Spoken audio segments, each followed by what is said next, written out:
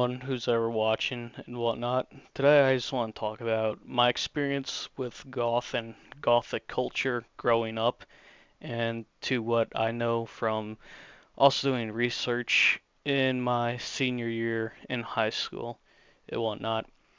Me personally, I'll describe myself more as a mall goth with the style, as well with when I'm at work to corporate goth attire, basically, where it's just like a black button-up dress shirt, short sleeved, with some black jeans, and then I have Doc Marten steel toe boots because I used to be a welder, and during that time I dressed more rivet head slash industrial goth is now what they're called nowadays. Where when I was a welder for a factory, I wore a black shirt that I cut the sleeves off so it keeps it nice and cool in the summer and even in the winter because when you're welding, your weld coat pretty much gets hot basically. And I wore like a heavy leather one in the winter and then just like a nice thin one in the summer for welding. But yeah, without further ado, we'll continue on with this thing.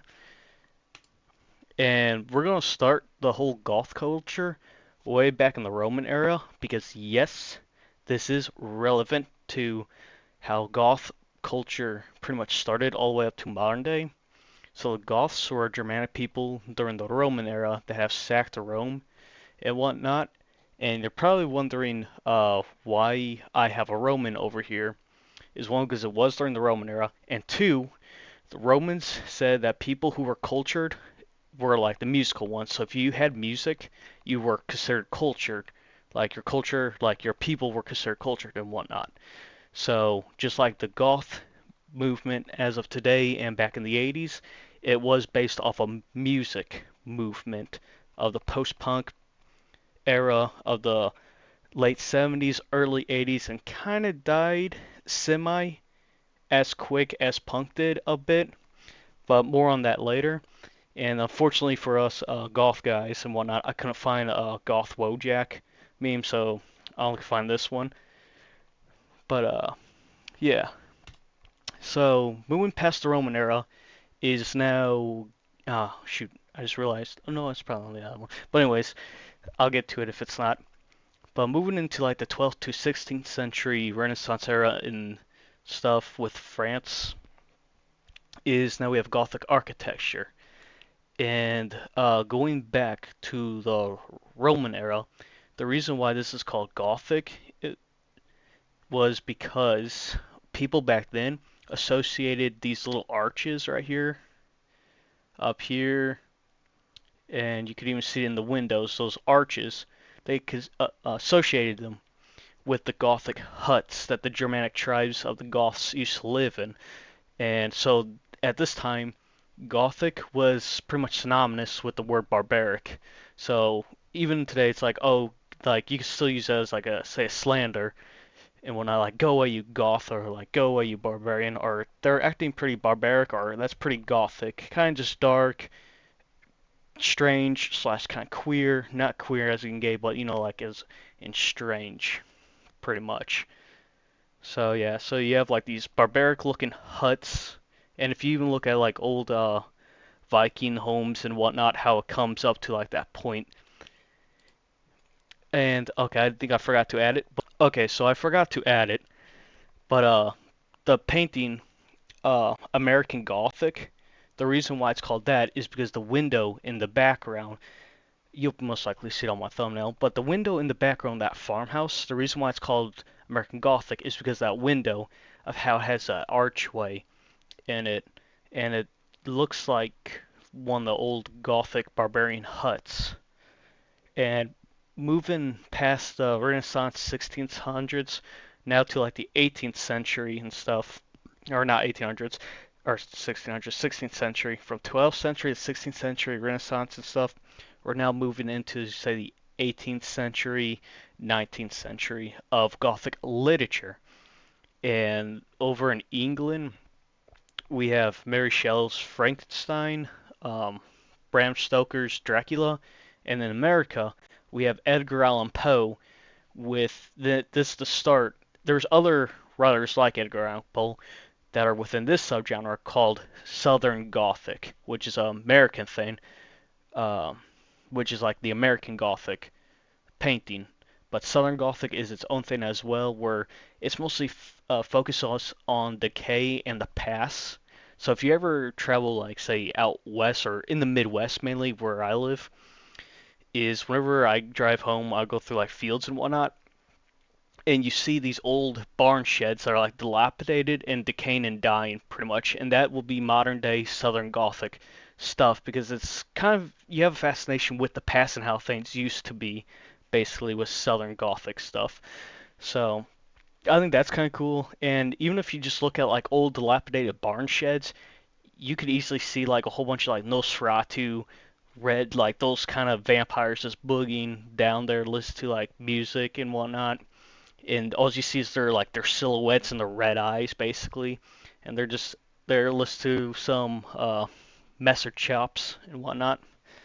But yeah, so moving on from the literature, we now enter the 1960s, and this is where we have more kind of like spooky, kooky kind of stuff, where it's not necessarily goth yet. It's still dark. It's like mysterious. It's queer to the eye, because these people have like such a strange way that they live in their house and whatnot. The Addams family does and whatnot. And then over here you have the monsters, which are horror movie icons, basically within Gothic literature as well. So from the 60s you have like TV shows that are it's slowly developing. You can kind of see where the style's going towards as we move on. And moving on, we enter punks, or not punks, goths dad basically, which are the punks. And these are the bad boys in the street. So girls, hide your boys because London is calling for this. So yeah, you got your Sex Pistols, which some say are post-punk and whatnot, since punk literally went like that, per what I read and what others who lived in that scene always talk about is how fast punk went. It's like it's here and gone. It's here today, gone tomorrow, basically, was how punk was. So their style, as you can see, the spiky, messy hair and all that, later transcends to the goth movement. However, with the punk movement, though, they are more about politics than anything else. But in the corner of a mosh pit, or I should actually say outside of a mosh pit, where everyone's like pushing each other around, whatnot. Let's say you have a couple of lovers, right? And they like the punk music, but they just don't want it to be as rowdy, or they just don't care for politics. And that's when we transition to the late 70s, early 80s, to the strange, they're here, and queer folks. Queer as in strange, not as in gay. Though, yes, they are like of an accepting community with like, I'll say, as you notice, their style and makeup and whatnot is like rock or horror picture show esque, like. And yeah, so after the punk movement, we now get into the goth movement.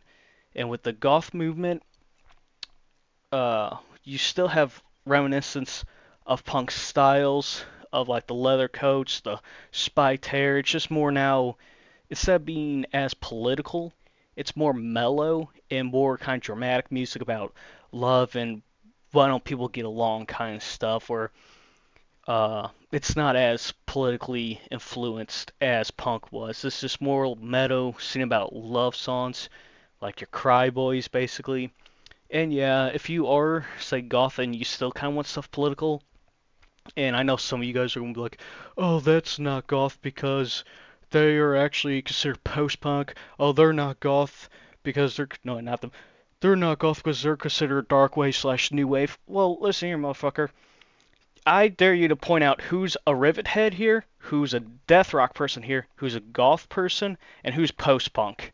Alright, if you know which ones from these pictures are death rock, post-punk, dark wave, new wave, cold wave if you're French, and goth rock, I give you an A plus because all you motherfuckers would be dancing to the same music at the Batcave. And those who grew up in the 80s in the goth movement knows what the Batcave is, and they could also tell you to shut up, baby bat, because yes, all these people, sure, they may be post-punk, dark wave, new wave, rivet head, and goth rock stuff. They all played here at the Batcave. Even death rock played here. So, shut it. And I'm only saying that because I got an argument with someone online on a alternative website and whatnot a few years ago, and that just stuck in my head and whatnot. It's like, all right, you baby bat, here's other stuff that your grandma and your mom probably danced to back in the 80s and late 70s inside the Batcave and whatnot, which is pretty cool if you're in the UK and you have experienced the Batcave kind of stuff. But props to know which one's actually a Canadian band here in this slide. Anywho, without further, we now move on from the 80s to now the 90s. And some of you guys may cringe at it, but this is just to my knowledge and how I perceived it in history. Is now we have the rise of, say, the start of a moth goth kind of era, where it's kind of getting more commercialized in a way, and I consider mall goth, if you ever play Vampire Masquerade Bloodlines, as a thin blood goth, because it's a slippery slope if a mall goth later finds the goth subgenre of music, or if they become emo slash scene kind of stuff, which I don't listen to emo music. Like the band that got me into goth generally is My Chemical Romance. However, Gerard Way's vocals and their lyrics, especially in their Black Parade album stuff, leans more towards gothic lyrics than it does emo to me. Because one, Gerard Way's voice is not nerdy sounding like all those other emo bands of the time, like Fall Out Boy, and I don't listen to any emo bands, so I can't even tell you besides Midwest emo. And Midwest emo, they are nerds because they invented math rock. So emo, in my opinion, is nothing but nerds, basically, and whatnot. But I'll get onto that once we hit the 2000s. So 90s, we have a goth revival because goth, it was here like punk, lasted maybe one or two more, maybe another year or so, than punk did. But thanks to Marilyn Manson, like the new goth scene of the 90s and whatnot, the mall goth era, uh, it had like a little revival. So you got Marilyn Manson in the 90s. I put Korn here due to the mall goth era of goth in the box stuff starting to emerge and whatnot, and Jonathan Davis actually into making digital like EDM music, and I saw them in 2019 with at the Ready Room with the Birthday Massacre, which is another 90s 2000s goth band as well, which was pretty cool. You have the Genie Tortures, and this is more your industrial goth right here kind of stuff. Back then it's called Rivet Head. It probably still is called Rivet Head, but everyone just associates it easily to know that it's called industrial goth. And with the industrial goth movement, what they brought to the table is some politics songs, but a lot of say risque music lyrics, and they're also the ones that brought more of the latex leather stuff into the goth movement, made it more risque with their stuff. And then in the 90s as well, because punk back in the 70s, punk and metal were fighting each other, which one's the heaviest, which one's the fastest. So there was a grandchild between that battle where Ozzy Osbourne, Black Sabbath's like, no, no, no, punk, they want to be fast, let them be fast. We're going to go slow, smooth, and easy, like a nice walk down the beach, basically.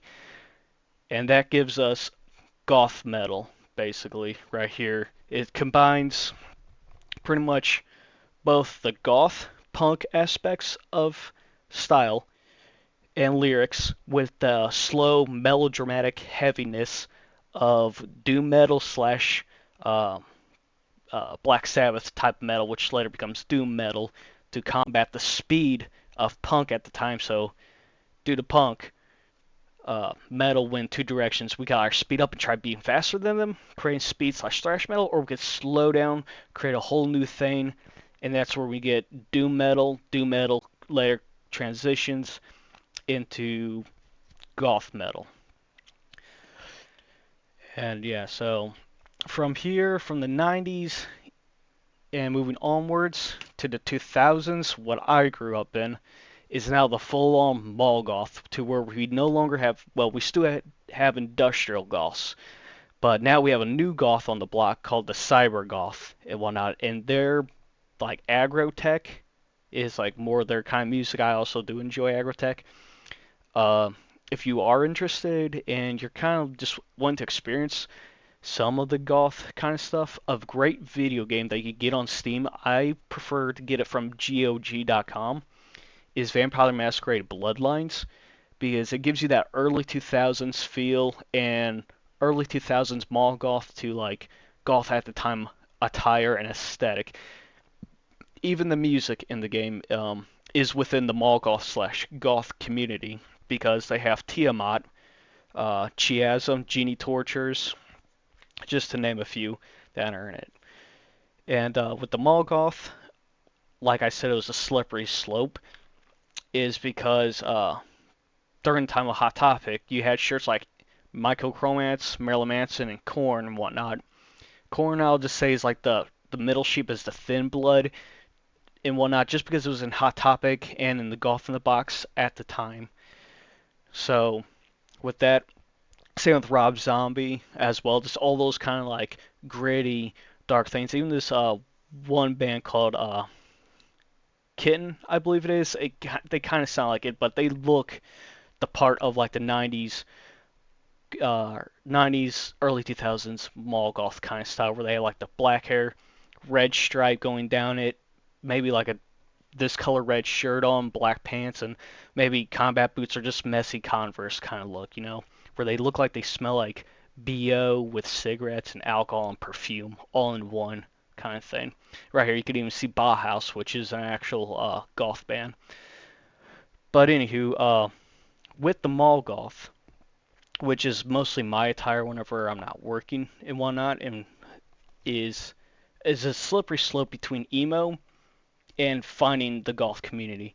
Because my start was when I was 6, listening to My Chemical Romance. I'm like, man, I really love Gerard Way's vocals. I love how heavy the guitars sound. Mostly the Black Parade is what I listened to all growing up. And then later, I want to say in junior high, 6th or 8th grade, is whenever I found, holy crap, My Chemical Romance actually have 2 previous bands before I knew that. And during that time, I was thinking, I want to kind of find more music, because My Chemical Romance at the time is the only band I know that sounds like this.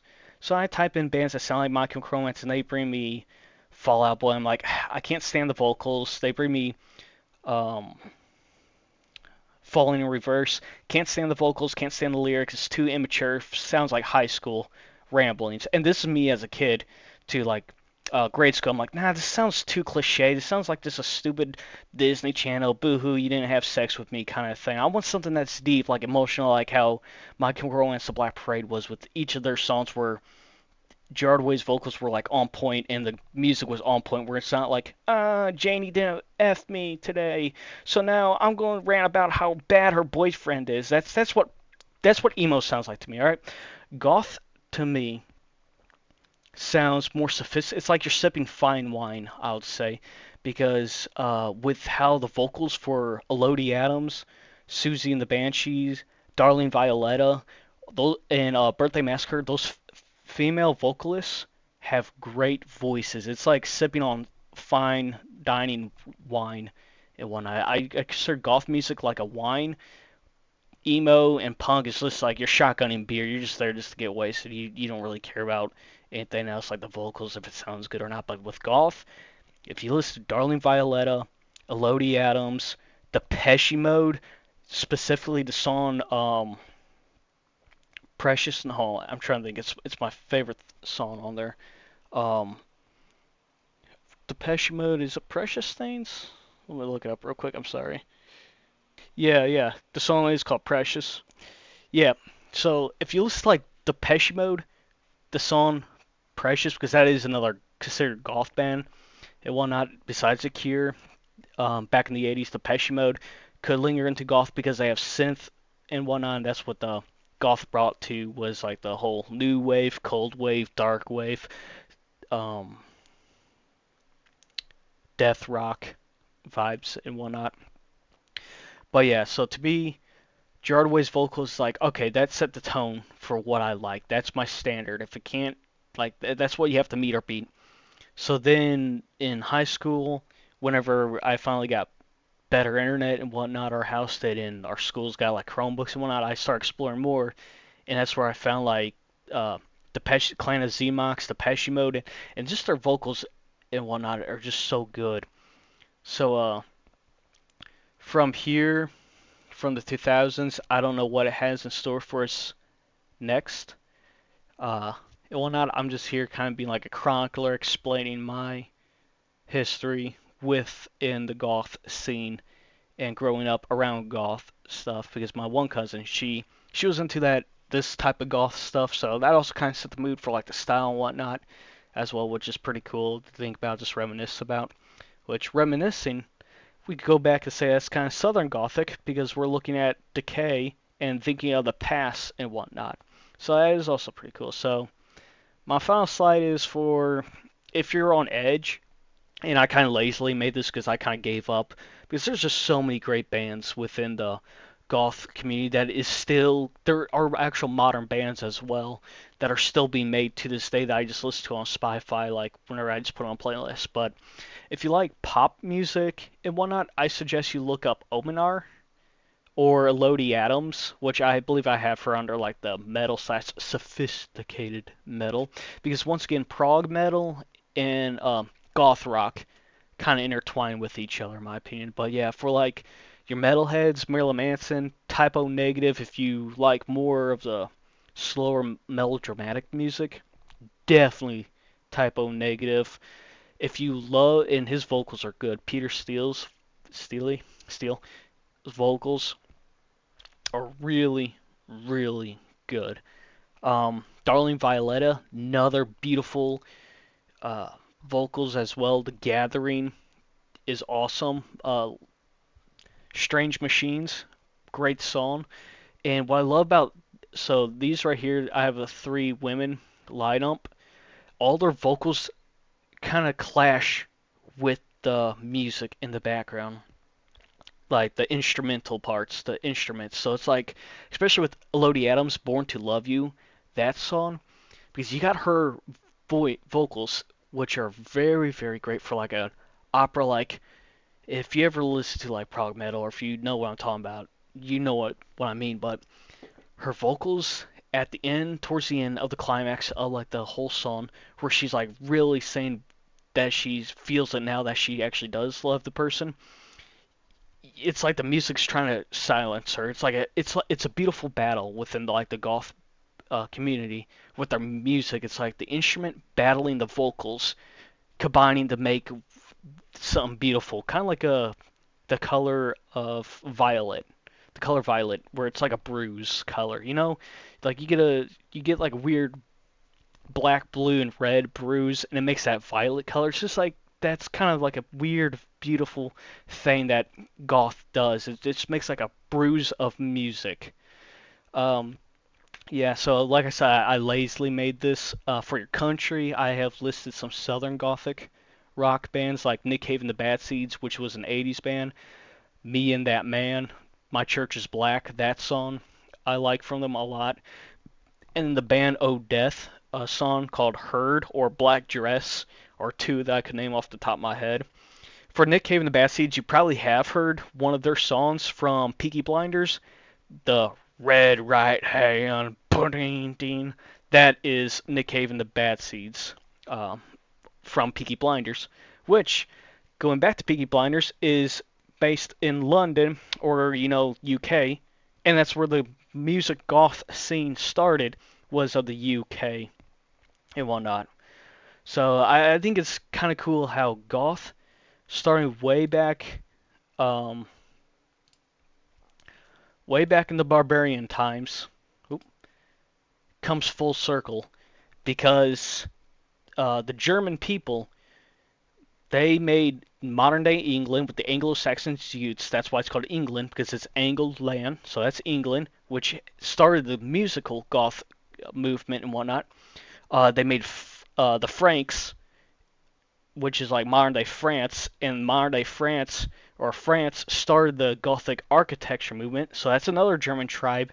So it's all like German rooted, and it kind of comes full circle, which is pretty neat. But yeah, if you like, say rock and whatnot, you have Danzig, Archive, You Make Me Feel, which is more like techno, I would say. But yeah, I just think it's cool.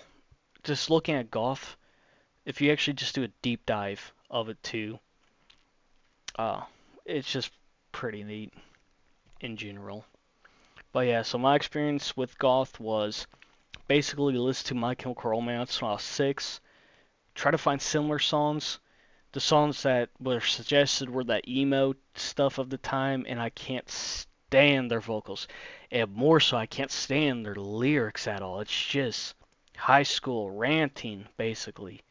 Like, as a kid, it just made me, like, not anxious, just angry. It's just like, quit your bitching, you know? It's just a high school fling. But with goth music, it's like, say Gomez, right? This is how I'll say it. Gomez and Morticia break up. That's goth music. Married couple, or at least long lovers that actually had true love, break up basically with some of the goth music. A perfect song for an example of that would be Diary of Dreams, She and Her Darkness. If you look up the lyrics to that song, or just listen to it, that is a perfect example of what I'm talking about, where it's like very more heartfelt than like Janie's mom, 1985, her son thinks they're lame kind of crap. It's just like, and just the emo, even though that's not emo still, I could see emos listen to it back in the 2000s, whatever that song was. I was listening to that all day at work because my coworkers were playing that nonstop, that band or whatever they are. But like that, I think there's some 40. No, that can't be some 41. I don't know, but it was some emo modern day or early 2000s Green Day punk era stuff of the 2000s, where it's just mixed between emo and punk, and it's just ugh, in my opinion, like I don't even like punk music at all. The only one that I could bear is Sex Pistols, basically, because yeah, I just can't stand punk music either. Because punk music, it's just their vocals suck too, and I just could care less to hear about musicians talk about politics when they have money, you know. So that's why I like the goth because they kind of step away from politics, and if they do sing about politics, it's more not it's more subliminal, I'll say, with it. Like Skinny Puppy, a Canadian band that actually got back in the 1986, I believe it was. They had the biggest female audience, so you could thank Skinny Puppy for bringing goth to the masses of women, basically, and whatnot. And that's one thing I kind of hate, though, about the goth community is that it's kind of over sexualized, over fetishized, and whatnot. So that's the one thing I hate about. I mean, it's cool, but hate. And then kind of going back to vampires and whatnot with some goths, because I know there's going to be goths in this that may see this video and like, this is not what goth actually is. Goth is actually is that goths are like vampires. Because when one goth sees another, it's like, okay, what are you doing in my coven? What are you doing in my part of the town? Like, I haven't seen you before. I'm going to test your knowledge. And it's very elitist. There is a lot of elitist in the goth thing. I'm going to say I am one. Because whenever I see someone wearing a band shirt, I like pull over my truck. Like I drive on the side of the road. I go actually on the sidewalk with my car, right, with my truck, and I park right in front of them. Like, hey, do you know who the lead singer of that band and who the original drummer was for Korn? Name me the two original drummer. Name me the two drummers for Korn, and then the three drummers for My Chemical Romance. Kind of crap, whatnot. But yeah, Korn. I could tell you it was hold on, David Severia and Ray Luzier. And I saw Jonathan back in 2019. I actually saw Jonathan Davis, Black Labyrinth live, and that's when they were with the Birthday Massacre. The first it was Orgy that opened up for them, and then it was Birthday Massacre, and then Jonathan Davis, Black Labyrinth was the final show back in 19 at the Ready Room, which was very cool to see. I'm very glad I was able to see them in the Ready Room. I believe it's permanently closed now, but that was the coolest venue bar ever because it sounded like that you were at like the at a double A stadium for music. But anywho, I digress with the other stories and whatnot. But yeah, just I think it's really fascinating seeing just reminiscing of what I used to see at the malls and what because Hot Topic nowadays it's not even the same. Like they got Billie Eilish in there, which in my opinion she's not even goth at all. Which I guess that's what's transitioning to now is that type of just edgy where it's no longer goth because in my opinion goth is the music, gothic is the style. Uh, basically, if I go so So Gothic would be considered the style in my opinion. The word Gothic is the style. Goth is the music culture. And as the Romans say, civilizations with music are cultured. So Goth as the culture is a music thing. Gothic is the style. Like Gothic architecture. And then Goth music. Oop, that's punk. Goth music and whatnot.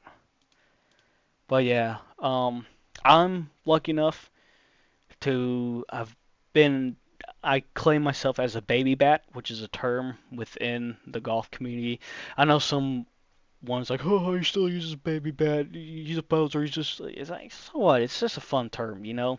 If you're new into this and you want to become a baby bat and whatnot, you don't have to. Well, no, I just think it's cool.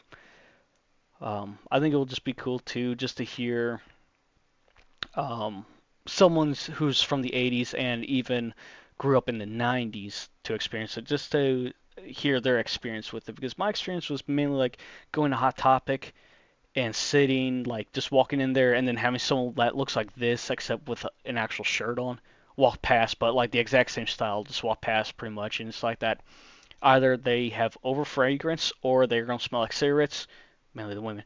They're going to smell like cigarettes, BO, and whatever perfume they had and whatnot. That's just my experience with it and whatnot. But yeah, it's just neat seeing. And there's way more pictures. My thumbnail on the channel that you're probably going to see has way more examples on it, and a famous YouTuber who is goth and whatnot and also hates the golf community as he jokes about and whatnot too. But yeah, well, I hope this was a little insightful for you guys because I know I enjoyed making this and I just wanted to just do my spiel about it and yeah, and not everyone that you see wearing say like a mall golf shirt is gonna be golf, and same as they're not always gonna be emo. So it just happens to depends on their music taste. If they know about like, oh yeah, I like say, for me personally, I rather listen to Diary of Dreams over Fall Out Boy. Okay, so that person's more goth with their music taste than they are emo, or even Scene. Scene, I don't know what the hell they listen to. I just know they look emo, but they like grow out of it quicker. Like the ones who grow out of it the quickest would be Scene to emo and goth. Goths in my opinion, last all the way up is till their death. Most do. I mean, hell, you could. Some of these guys have probably died till their death.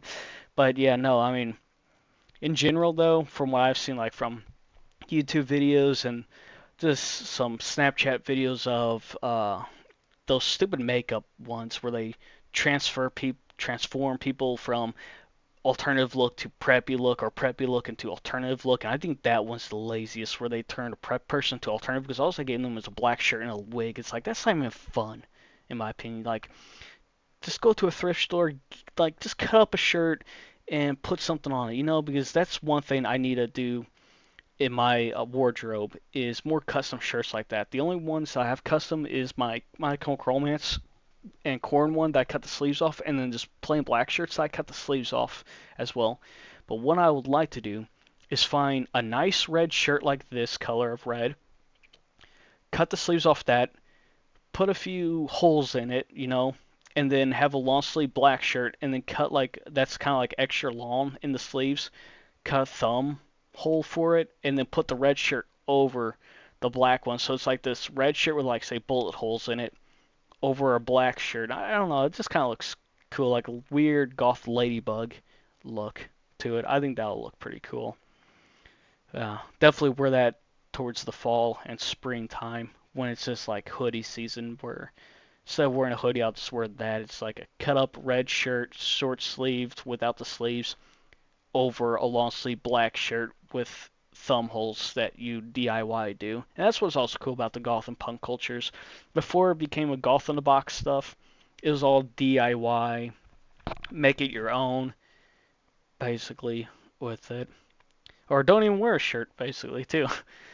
But yeah, so yeah, I'd just like to hear your guys' thoughts in the comment what goth was like growing up for you, or some of your history facts, buffs about it as well. This is just me being like goth chronicler, just looking back in time and whatnot. Of course, there's more stuff like the Doc Martin boot, which was made by a German who was part of the Luftwaffe during World War II, who got his plane shot down.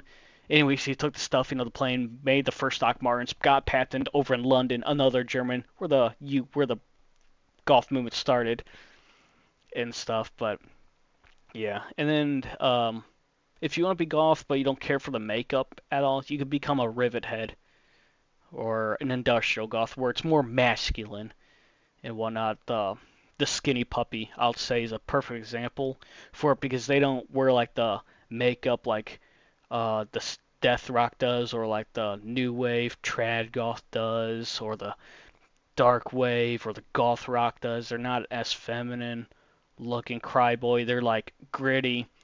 We're here, we're dirty, we do industrial work and whatnot type of goth. Then you might like industrial goth music like Skinny Puppy and whatnot.